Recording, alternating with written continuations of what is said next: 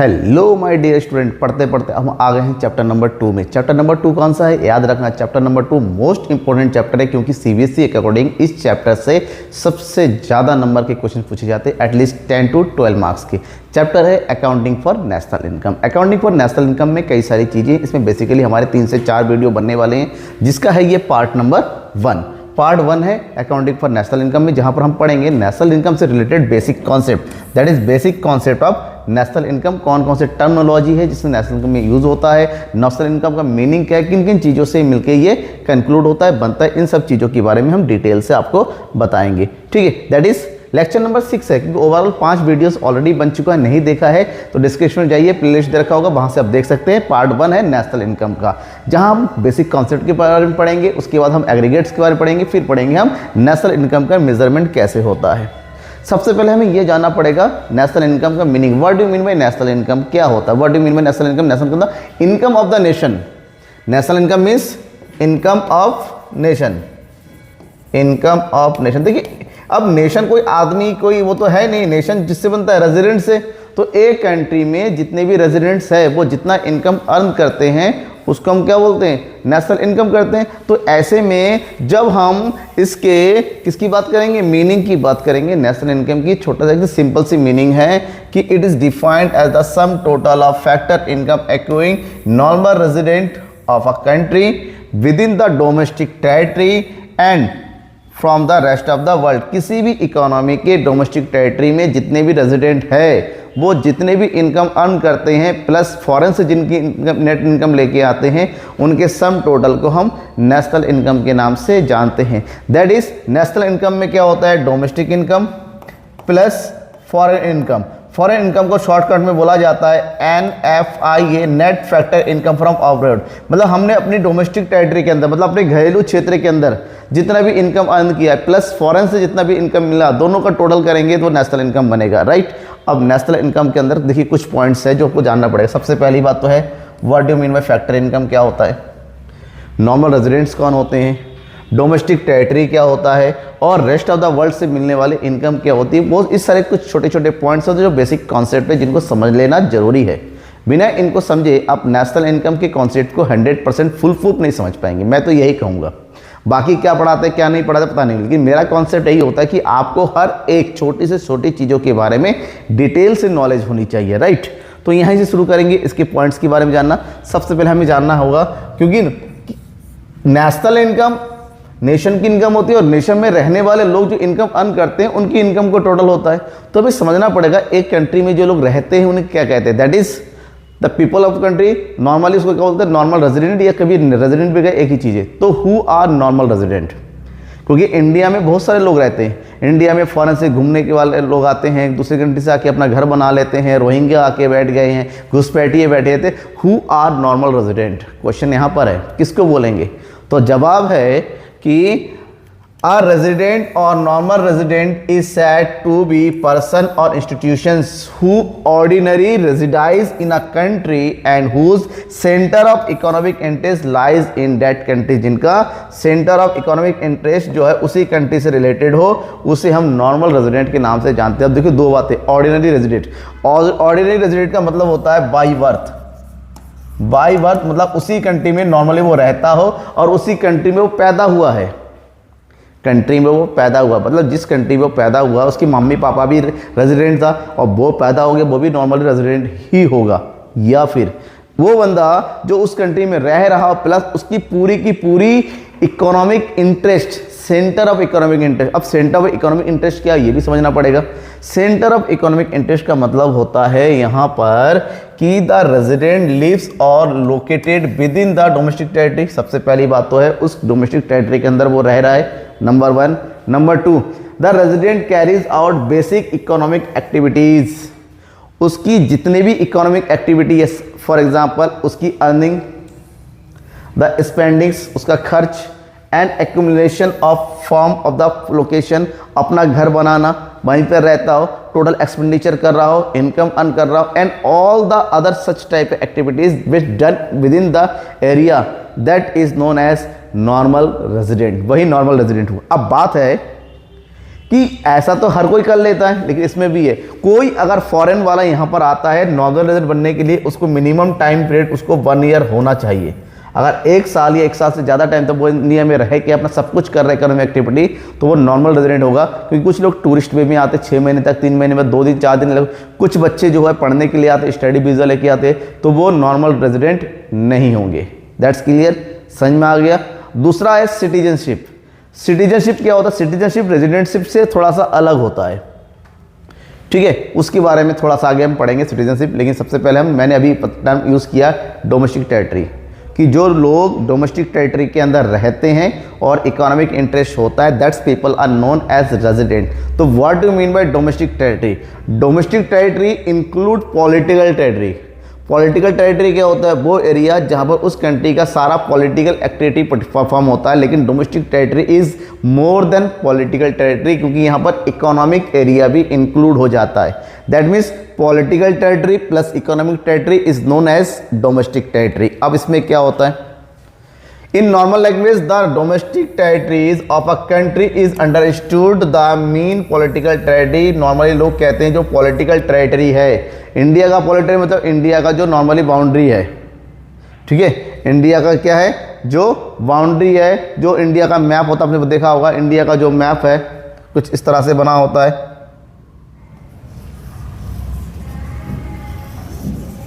Sorry, थोड़ा ख़राब map बन रहा है, लेकिन फिलहाल काम तो चल ही जाएगा।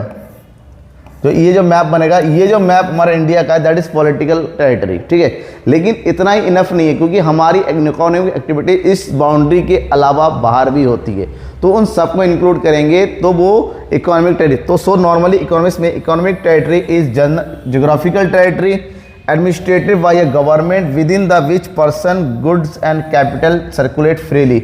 वो सारा एरिया जो किसी कंट्री के गवर्नमेंट के एडमिनिस्ट्रेशन के विद इन आता है और फ्रीली कोई इकोनॉमिक एक्टिविटी परफॉर्म कर सकता है। जैसे हमारे सी कोस्ट है, 12 नॉटिकल माइल तक कोई भी इजीली वहाँ पर अपना वर्क कर सकता है, फिशिंग कर सकता है, कोई दूसरा वर्क कर सकता है, ठीक है ना। वो सारा एरिया, या फिर हमारी कंट्री का कोई आर्मी बेस दूसरी कंट्री में बना हुआ जहाँ पर हमारी कंट्री से रिलेटेड वर्क होता है, वो एरिया भी डोमेस्टिक टेरिटरी में इंक्लूड होता है।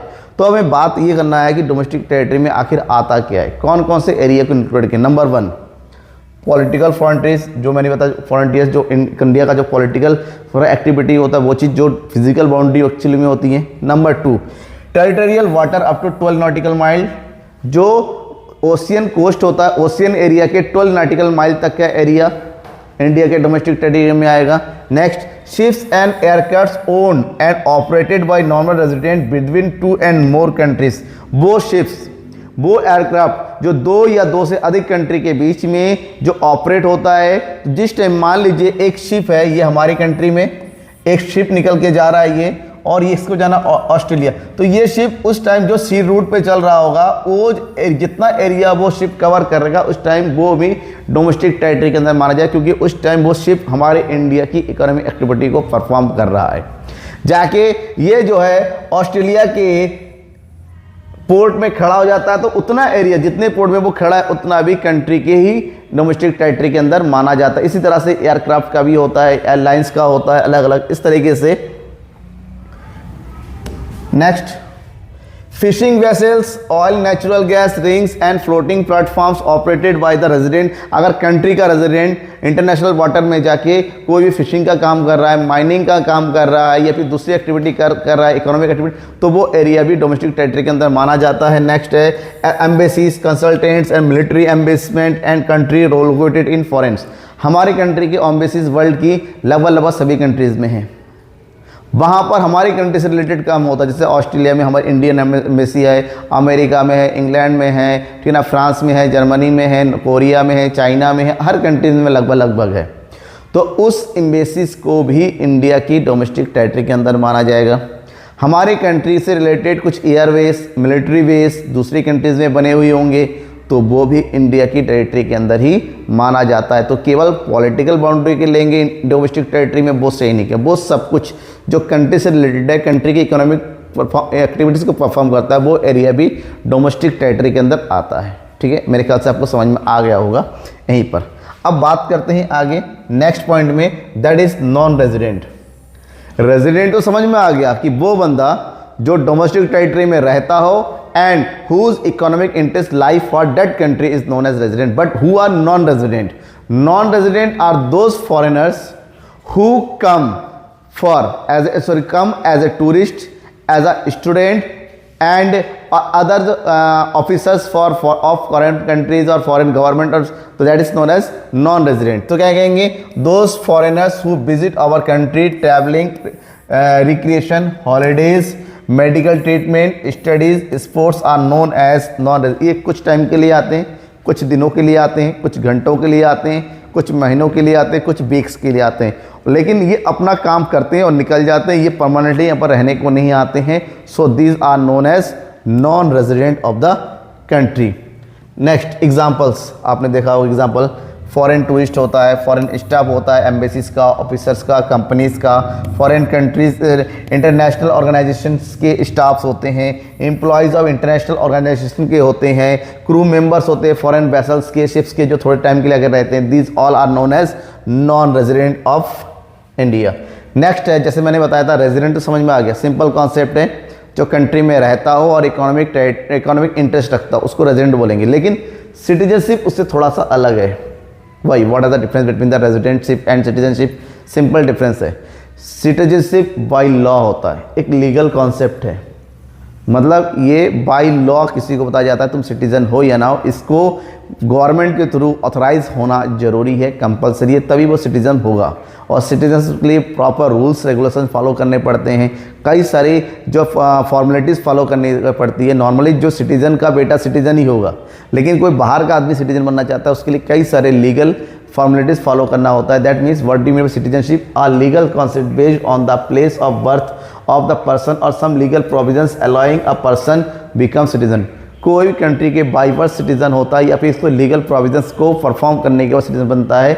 टू बी अ सिटीजन, किसी भी अगर किसी बंदे को सिटीजन बनना है इंडिया का, number one, when a person is born in India, कोई ऐसा बंदा जो इंडिया का है और उसके इंडियन माँ बाप से पैदा हुआ है। Number two, a person born outside India apply, एक वो जो इंडिया के बाहर पैदा हुआ है और इंडिया की सिटीजन के लिए गवर्नमेंट के सामने अप्लाई किया है and government allow by law, उन्होंने अलाउ किया कि चलो, जैसे सीमा हैदर आई थी इंडिया में, सीमा हैदर ने अप्लाई किया था सिटीजनशिप के लिए, अब मिला है नहीं मिला वो अलग कॉन्सेप्ट है, ठीक है ना। ऐसे तो बहुत सारे लोग इंडिया से रोहिंग्या आए पड़े, घुसपैठिए वगैरह, वो अप्लाई करके बैठे पड़े, फिलहाल तो रह ही रहे घुसपैठिए, बहुत सारे ऐसी इंडिया में लाखों ऐसे लोग हैं जो रेजिडेंट है सिटीजन, लेकिन आबादी बढ़ाए पड़े हैं। तो ये बाय लॉ अगर कानून ने कह दिया, उनको एक डॉक्यूमेंट दे दिया यू आर द सिटीजन, तो वो सिटीजन होगा, अदरवाइज नहीं।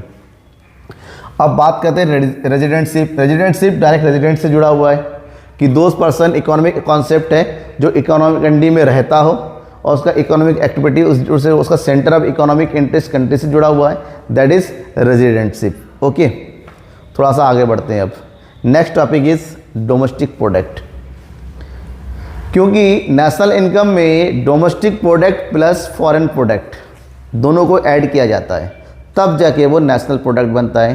तो हमें समझना पड़ेगा what do you mean by domestic product. Domestic product includes production activity of production units located in the economic territory irrespective of fact whether carried out by the residents or non-resident। कोई भी production जो country की domestic territory में यानी कि economic territory में हो रहा है, चाहे वो कंट्री का रेजिडेंट करें या फिर नॉन रेजिडेंट करें, अगर कंट्री के अंदर हो रहा है, कंट्री की डोमेस्टिक टेरिटरी के अंदर प्रोडक्शन चल रहा है गुड्स एंड सर्विस का, that is known as domestic product, क्योंकि हमारे बाउंड्री लाइन के अंदर प्रोड्यूस हुआ है, ठीक है। Next one is national product. National product is the sum total of domestic product as well as the product that get from the outside of the country. वो जो कंट्री के domestic territory plus rest of the world से हमें मिलता है, इन दोनों के total को हम जो है नेशनल प्रोडक्ट बोलेंगे। लिखा हुआ है national product includes production activities of normal resident is respect of the fact whether performed within the economic territory और आउटसाइड। वो टोटल जो इकोनॉमिक टेरिटरी के अंदर होता है और आउटसाइड होता है, दोनों का मिला के जो भी एक्टिविटी होती है, जो भी गुड्स एंड सर्विस होता है, जो भी इनकम अर्न करता है, दैट इज नेशनल प्रोडक्ट। समझ में आ गया? डोमेस्टिक मतलब केवल डोमेस्टिक टेरिटरी के अंदर प्रोड्यूस हुआ, और नेशनल का मतलब domestic as well as outside, दोनों का टोटल मिला हुआ होता है। Next one is factor income. What do you mean by factor income? और दूसरा टर्म होता है ट्रांसफर इनकम, जहां सबसे पहले हमें पढ़ना है फैक्टर इनकम के बारे में। तो फैक्टर इनकम क्या होता है? Factor income refers to the income received by the factors of production for rendering factor service in the production process। कोई बंदा अपने फैक्टर्स को प्रोडक्शन के लिए रेंडर कर रहा है, दे रहा है, तो बदले में जो रिटर्न ले रहा है, that return is known as factor income. For example land get rent और liability, capital get interest, labour get wages and entrepreneurship get profit. तो these are factors, okay, and these are the return of factor that is known as factor income। और national income में factor income का total किया जाता है, right, factor income. Next one is transfer income. Factor income factor के return में मिलता है, कुछ दो बदले में मिलेगा, लेकिन transfer income one sided income होता है। These are the one sided income where we receive without rendering any productive services और प्रोडक्टिव आइटम्स। ये एक ऐसा इनकम होता है, आपको मिलता है, बदले में आपको कुछ भी देने की जरूरत नहीं है। दैट इज, ये केवल वन वे इनकम है या वन वे पेमेंट है।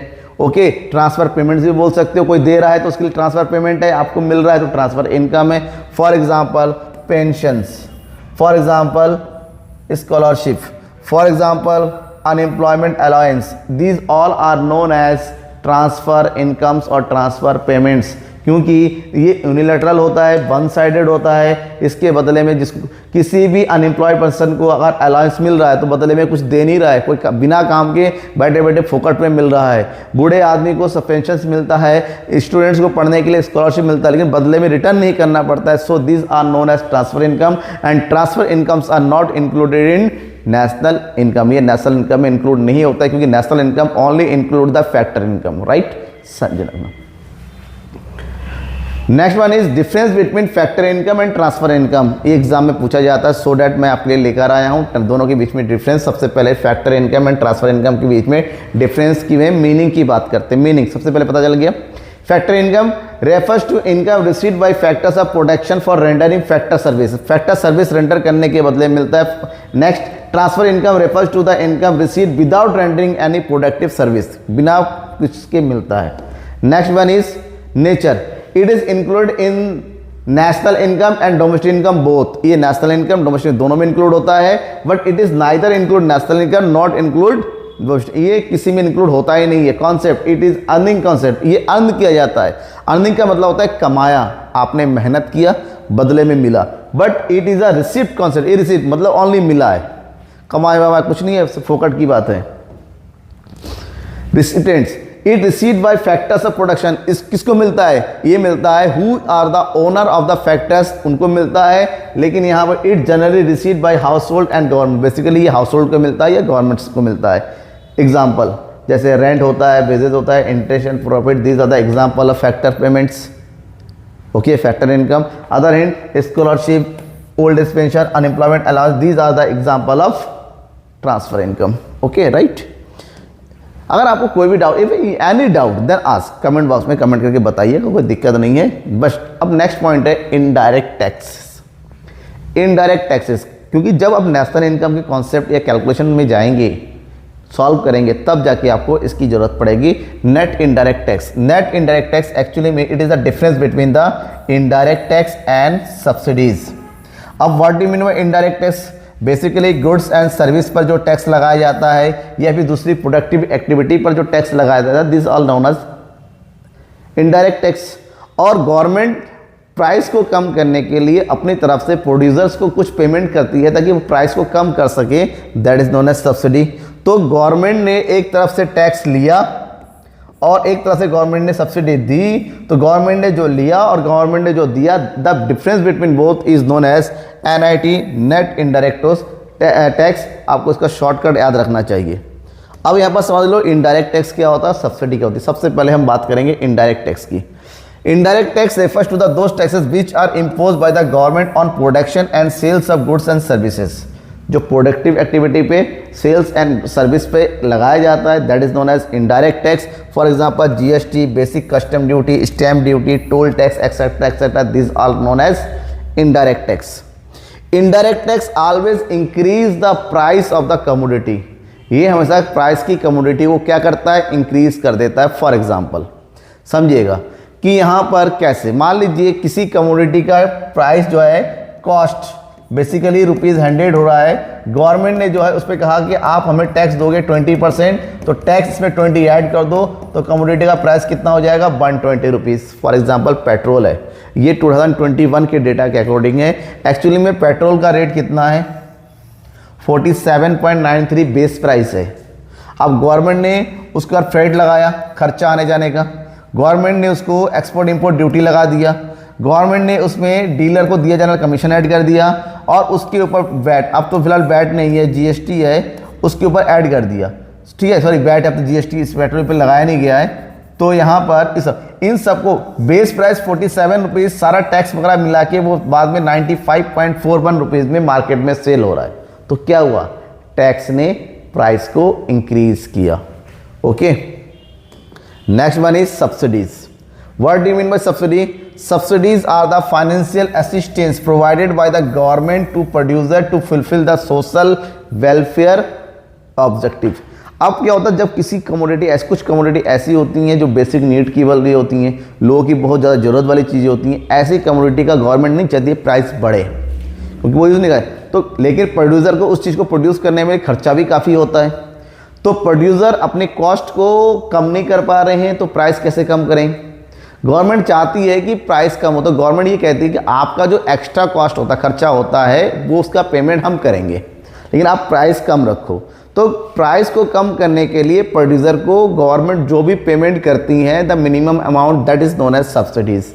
ओके, दैट मीन जैसे हमने पढ़ा टैक्स जो है प्राइस को बढ़ाता है, लेकिन अदर हैंड जो सब्सिडीज होता है वो टैक्स जो प्राइस को कम करता है। फॉर एग्जाम्पल किसी एक मशीन है 12,000 रुपीज़ का, गवर्नमेंट ने कहा उसके ऊपर 5% की सब्सिडी दी जाएगी, तो 12,000 का 5% निकालो, कितना आ जाएगा, 600। तो एक्चुअली में मार्केट में वो मशीन कितने की बिकेगी अब, 11,400, जो कि प्राइस कम किया। तो टैक्स लगाया, क्योंकि ये 12,000 टैक्स लगा के है, उसके ऊपर फिर सब्सिडी दी 11,400, दोनों का जो नेट डिफरेंस होगा इनडायरेक्ट टैक्स और सब्सिडी का, वो होगा नेट इनडायरेक्ट टैक्स NIT, जो कि ज़रूरत है किसके लिए, नेशनल इनकम कैलकुलेट करते वक्त। ठीक है, next one is factor cost and market price.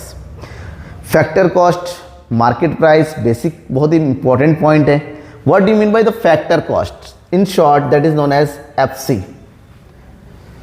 refers to the amount paid to factors of production for their contribution in the production process is known as factor cost। किसी भी commodity को produce करने के लिए जितने भी factors का आपने यूज़ किया है एंड उसके बदले में जो पेमेंट किया है, that is known as factor cost. क्योंकि फोकट में, फ्री में तो सामान प्रोड्यूस होगा नहीं, सब उसकी गुड्स को प्रोड्यूस करने के लिए खर्च तो करेंगे ही, कॉस्ट तो आएगा ही। तो जो भी कॉस्ट आएगा, जैसे आपने लैंड का यूज़ किया तो रेंट देंगे, आपने लेबर का यूज़ किया तो वेजेस और सैलरी देंगे, आपने कैपिटल लिया है तो मतलब में इंटरेस्ट पे करेंगे, प्रॉफिट बचेगा। इसके अलावा तमाम अटरम सटरम बहुत सारे दूसरे खर्चे होते हैं, इन सबको मिला के आपको बनता है total cost.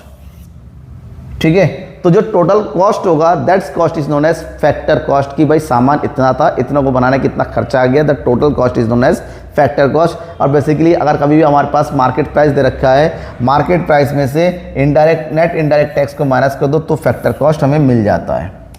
Next one is market price. Market price is the price which actually present in the market at which actually goods और सर्विसेज आर सोल्ड। वो प्राइस जो मार्केट में एक्चुअली में अवेलेबल होता है, क्योंकि जो फैक्टर कॉस्ट होता है वो कंपनी का रेट है, प्रोडक्शन रेट होता है, लेकिन जो मार्केट में आके जो सेल होता है उसमें सबसे पहले जो है टैक्स ऐड हो जाता है, that tax is known as NIT, कि टैक्स लगाने के बाद ही मार्केट में गुड्स सोल्ड होता है। तो दोनों के बीच में जो डिफरेंस है वो इनडायरेक्ट टैक्स का है। सो यार MP is some total of factor cost and NIT, net indirect tax. समझ में आ गया? फैक्टर कॉस्ट प्रोडक्शन कॉस्ट होता है एक्चुअली में, और मार्केट प्राइस वो प्राइस होता है जिससे मार्केट में ऑलरेडी सामान सेल किया जाता है with tax. Last one is net factor income abroad, in short this is known as NFIA, net factor income from abroad. अब होता क्या है, जब हम फॉरेन के साथ बिजनेस करते हैं, फॉरेन के साथ डील करते हैं रेस्ट ऑफ द वर्ल्ड, तो कुछ फैक्टर्स हमारे कंट्री से जाते हैं फॉरेन को, कुछ फैक्टर फॉरेन से हमारे यहाँ पर आते हैं डोमेस्टिक कंट्री में, तो कुछ जाता है तो बदले में अमाउंट आता है, और कुछ जाता है रिसीव होता है, और कुछ कि हमारी कंपनीज फॉरेन में है, फॉरेन की कंपनीज हमारे पास है, तो एक दूसरे वो हमारी कंट्री की कंपनीज फॉरेन में जाती है तो वहाँ से प्रॉफिट हमारे यहाँ पर भेजते हैं, हमारे यहाँ पर फॉरेन कंपनीज है तो वो अपने कंट्री को भेजते हैं, तो यहाँ से पेमेंट जाता भी है आता है। अगर पेमेंट बाहर को गया तो होते हैं फैक्टर इनकम फ्रॉम अब्रॉड, अगर हमारे पास आया, और फॉरेन को अगर पैसा गया फैक्टर इनकम टू अब्रॉड बोलते हैं। मान लीजिए हमारे कंट्री में बाहर से 500 रुपये आया और हमारे कंट्री से बाहर को 400 रुपीज़ गया, तो इसका मतलब हमारी कंट्री में एक्चुअली में कितना रुपये रिसीव हुआ, 100। This 100 is known as net factor income from abroad. ये प्लस में भी हो सकता है, इट्स में भी पॉजिटिव, इट्स में भी नेगेटिव, डिपेंड करता है कि कितना आया और कितना आया। So that the difference between the factor income from abroad and factor income to abroad is known as NFIA, net factor income from abroad. Okay right, समझ में आ गया? डाउट होता है तो मुझे जरूर बताइएगा। Now that is depreciation. What do mean bye depreciation? Important concept है, 3 बेसिक कॉन्सेप्ट पे ध्यान में रखना। एक है आपका NIT, एक होता है आपके पास NFIA, और एक है ये चीज़ डेप्रिसिएशन। इन तीनों को ही मिला के एग्रीगेट बनते हैं, वेरियस एग्रीगेट्स है, जो कि नेक्स्ट वीडियोस में मैं आपको बताऊंगा कि एग्रीगेट होता क्या है और इन तीनों का क्या रोल है एग्रीगेट में। फर्स्ट आप इन सब का मीनिंग समझ लिया होगा, समझ में आ गया। अब डेप्रिसिएशन से पहले वाले लेक्चर में बताते हैं, यहाँ पर बता दो। Depreciation it's refer to the loss in the value of fix asset due to their normal wear and tear. किसी भी रीज़न से अगर फिक्स एसेट्स की वैल्यू कम होती है, that is known as depreciation. चाहे नॉर्मल वियर एंड टियर हो, एक्सीडेंटल डैमेजेस हो, या फिर टाइम गैप के हो, या फिर मार्केट प्राइस कम हो, कोई भी इसका रीज़न हो सकता है। तो यहाँ पर क्या होता है ना कि आपकी वैल्यू कम होती है, तो वैल्यू कम होती है तो वो डेप्रिसिएशन होगा, और डेप्रिसिएशन माइनस करने के बाद नेट वैल्यू आता है। डेप्रिसिएशन इंक्लूड रहेगा तो ग्रॉस वैल्यू, माइनस हो गया तो नेट वैल्यू। सो क्लियर हो गया? एनी डाउट है, कोई भी तरीका है तो आपको क्या करना है, आपको इस नंबर से कांटेक्ट कर सकते हैं फॉर पर्सनल कांटेक्ट, और सोशल मीडिया के थ्रू फॉलो कीजिए मुझे, ताकि ज़्यादा से ज़्यादा आप जो है अपने कॉन्सेप्ट को क्लियर कर सकें। शेयर करिए दोस्तों के बीच में। अगर आपको पूरा micro economics, Indian economic development पूरा कवर करना है तो, क्योंकि जब शुरू हुआ है तो रुकना नहीं है जब तक कोर्स कंप्लीट नहीं हुआ। इसके बाद सैम्पल पेपर्स, बोर्ड एग्जाम के इंपॉर्टेंट सब कुछ आपको मिलेगा इस channel papers the economics group पे। Thank you and bye.